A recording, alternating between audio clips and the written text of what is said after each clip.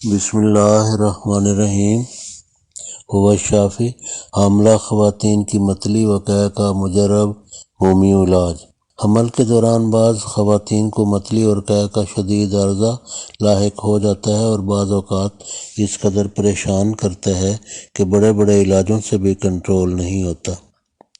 درجہ ذیل دوا ہم نے بفضل خدا بے حد مفید پائی، دیگر علاجوں کے دوران بھی استعمال کر سکتے ہیں۔ یہ ہومیوپیتھک دوا ہے۔ اس کا مختصر نام ہے سمفوری اور پورا نام ہے سمفوری کارپس۔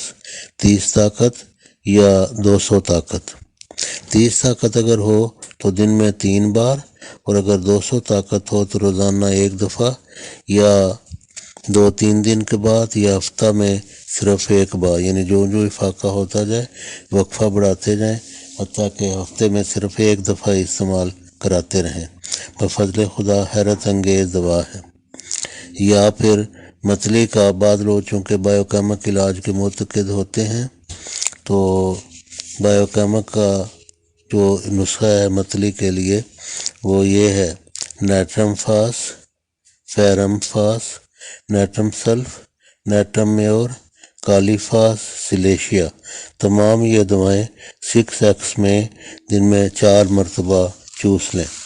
حاملہ خواتین کی متلی وقع کا مجرب ہربل علاج۔ یہ ہربل علاج ہے، گھریلو نوعیت کا علاج ہے۔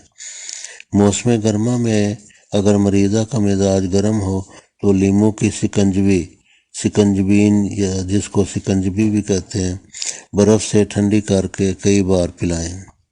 یا اگر لیموں نہ مل سکیں کسی وجہ سے تو املی 30 گرام یا آلو بخارا خشک 30 گرام پانی میں بھگو کر پانی نتھار کر میٹھا کر کے کئی مرتبہ پلائیں۔ یا تخم بلنگو یا تخم ریحان بھگو کر کسی شربت یا چینی سے میٹھا کر کے برف سے ٹھنڈا کر کے کئی بار پلائیں۔ یا امرت دھارے کے اجزاء یہ ہوتے ہیں: کسی پنسار سٹور سے 7 پودینہ، 7 اجوین، مشک کافور ہم وزن لے کر ملائیں۔ مثلاً ہر ایک 30 گرام لے کر یہ تینوں دوائیں 10-10 گرام، یعنی مشک کافور 10 گرام، 7 اجوین، 7 پودینہ 10-10 گرام لے کر ایک شیشی میں ان کو اکٹھا کر لیں تو یہ محلول شکل اختیار کر جائیں گے، پانی بن جائے گا۔ آدھی چمچ چینی لیں، اس میں صرف 1 قطرہ اس دوا کا ڈالیں اور 1 دفعہ یا 1 سے زیادہ دفعہ دن میں اس کو چوس لیں۔ یہ بھی بہت اچھا علاج ہے۔